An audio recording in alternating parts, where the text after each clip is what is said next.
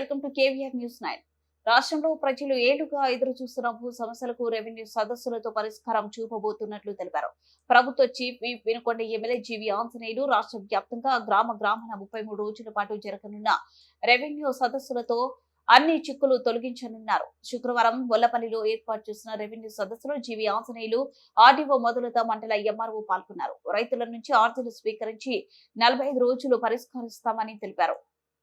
3 నెలల్లోగా సర్వేలన్నీ పూర్తి. రెవెన్యూ సదస్సులో వస్తున్న ఫిర్యాదులపై అధికారులంతా రైతులకు అండగా ఉండి ఆన్లైన్ ఆగ్రహం భూ సమస్యలు పరిష్కరించాలని జీవి ఆదేశించారు. ఇది చాలా బాధాకరం. 14 ఏళ్ళకి 13 ఏళ్ళకి పెళ్లి చేసినందువల్ల తర్వాత ప్రెగ్నెన్సీ వస్తే ఆ కాన్పుల్లో ప్రమాదవశాత్తు ప్రాణాలు కోల్పోయిన మహిళలు ఉన్నారు. బిడ్డ ప్రాణం ముఖ్యం, తల్లి ప్రాణం ముఖ్యం. డెలివరీ టైంలో నార్మల్ డెలివరీ జరగాలన్నా, తల్లి ఆరోగ్యం బాగుండాలన్నా, బిడ్డ ఆరోగ్యం బాగుండాలన్నా బాల వివాహాలు కూడదు, బాలు ప్రోత్సహించకూడదు. ప్రజలందరికీ విజ్ఞప్తి చేస్తున్నా, బాగుండి వాళ్ళే వివాహం చేసుకోవడానికి అర్హులు. మగ పిల్లలైతే 21 సంవత్సరం నిండాలి, ఆడబిడ్డలైతే 18 సంవత్సరాలు నిండాలని ఈ సందర్భంగా పెద్దలందరూ దీన్ని మనస్ఫూర్తిగా ప్రోత్సహించారు. బిడ్డ ఆరోగ్యం బాగుండాలంటే 18 సంవత్సరాలు నిండినాకనే వివాహం చేయాలని ప్రతి ఒక్కరికి ప్రజలందరికీ నేను పిలిపిస్తున్నాం. ఈరోజు గవర్నమెంట్ తరఫున అందరు కూడా ఒక బాల్య వివాహాలు, బాలికల విద్య, రక్షణ, అట్లాగే పేద రైతులకి కూడా ఖర్చు పెట్టకుండా వైజాగ్ లో ఖరీదైన భవనాలు 500 కోట్లు ఖర్చు పెట్టి రిషికొండ మీద భవనాలు కట్టుకున్నారు.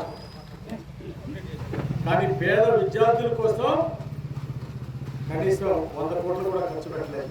పేద బీసీ ఎస్సీ ఎస్టీ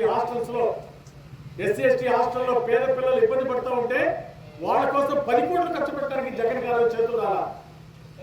కానీ 500 కోట్లు ఖర్చు పెట్టి రిషికొండ మీద భవంతులు, విలాసమైన భవంతులు కట్టుకున్నాడు. ఏంటి దుర్మార్గం అడుగుతున్నా? మీ విలాసమైన భవనాలకి 100 కోట్లు ఖర్చు పెడతారా? పేద విద్యార్థులుండే ఎస్సీ ఎస్టీ హాస్టల్కి 10 కోట్లు ఖర్చు పెట్టడానికి చేతులు రాలేదా? 1 కోటి రూపాయలు కూడా ఎక్కడైనా ఖర్చు పెట్టారా జగన్ ప్రభుత్వంలో? ఎస్సీ ఎస్టీ హాస్టల్స్ రిపేర్లు కూడా ఖర్చు పెట్టకపోవడం చాలా దుర్మార్గం. అందుకోసమే అలాగే గతంలో రీసర్వే పేరుతో ఎన్నో అక్రమాలు పాల్పడ్డారు. రీసర్వే పేరుతో అక్కడ భూములు కొట్టేశారు. అలాగే ఊరికో భూమకాసులు తాగారు రీసర్వే పేరుతో. యథారాజా తదా ప్రజ. అక్కడ ప్రభుత్వ ఆస్తులు రాష్ట్రంలో జగన్మోహన్ రెడ్డి కొలగొడతా ఉంటే గ్రామాల్లో పక్క వాళ్ళ ఆస్తులు రాయించుకోవడం, 20 సెంట్లు 30 సెంట్లు ఎకరం పక్క వాళ్ళ భూములు ఆక్రమించుకోవడం, ల్యాండ్ సర్వే రీసర్వే పేరుతో రైతులను మోసం చేశారు. అందుకే ఈ భూ రక్షణ చట్టం తీసుకొచ్చింది ఎన్డీఏ ప్రభుత్వం. అలాగే ఇదేం తిక్కండి, రీసర్వేలో రాళ్ళు బారితే ఆ రాళ్ళ మీద జగన్ బొమ్మలు ఏంటి? జగన్మోహన్ రెడ్డి బొమ్మలు పిచ్చి గతంలో ఏ ముఖ్యమంత్రి అయినా సర్వేల మీద బొమ్మలు వేయించుకున్నాడా? పిల్లలకి ఇచ్చే పెన్నుల మీద కూడా జగన్ బొమ్మలు. జగన్కి బొమ్మల పిచ్చి పెరిగింది. ఆయన ఫోటో అన్ని చోట్ల ఆయన ఒక అంతర్జాతీయ స్థాయిలో అవినీతిలో అగ్రస్థానంలో ఉన్నటువంటి జగన్మోహన్ రెడ్డి, అవినీతి చేసినటువంటి జగన్మోహన్ రెడ్డి బొమ్మ ఏ విధంగా క్షమిస్తారండి ప్రజలు? ప్రభుత్వ రాళ్ల మీద, ప్రభుత్వ పాస్ పుస్తకాల మీద గతంలో దేశంలో ఏ ముఖ్యమంత్రి అయినా వాళ్ళ బొమ్మలు ఎంచుకున్నారండి?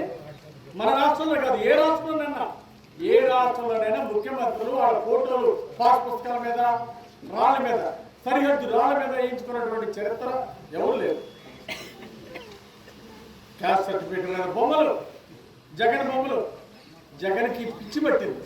అందుకే పిచ్చోడి చేతిలో రాయిలా అయిపోయింది గతంలో జగన్మోహన్ రెడ్డి ప్రభుత్వంలో. అందుకే సర్వే రాళ్ల మీద జగన్ బొమ్మలు, అట్లాగే పాస్ పుస్తకాల మీద జగన్ బొమ్మలు, ఇంకా క్యాస్ట్ సర్టిఫికేట్ మీద జగన్ బొమ్మలు.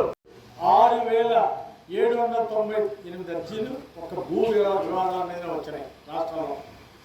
మొత్తం 74,000 పైచిలకు రిప్రజెంటేషన్ వస్తే రాష్ట్రంలో 74,000 అర్జీలు వస్తే అందులో 67,900 అప్లికేషన్లు ఈ భూ వివాదాల మీద వచ్చిందంటే ఈ రీసర్వేలో వైఎస్ఆర్ పాలనలో ఎన్ని తప్పులు జరిగినాయి, ఎంతమంది రైతులకు అన్యాయం జరిగిందో ఒక్కసారి ప్రజలు ఆలోచించాలి. అంటే ఈరోజు భూ సంబంధిత సమస్యలన్నీ కూడా పరిష్కారం చేయడమే ఎన్డీఏ ప్రభుత్వ లక్ష్యం. అధికారులందరూ కూడా సహకరించి రైతులకు కూడా అండగా నిలబడి రైతాంగం యొక్క సమస్యలు పరిష్కరించాలని ఈరోజు రెవెన్యూ అధికారులందరూ కూడా ఈ సందర్భంగా నేను కోరుతున్నా. అలాగే లంచం తీసుకున్న వాళ్ళ మీద, లంచాల పేరుతో రైతాంగాన్ని ఇబ్బంది పెట్టిన వాళ్ళ మీద కూడా కఠినంగా చర్యలు తీసుకోవాలని ఈ సందర్భంగా నేను కోరుతున్నాను. రెవెన్యూ అధికారులు, సబ్ కలెక్టర్ గారు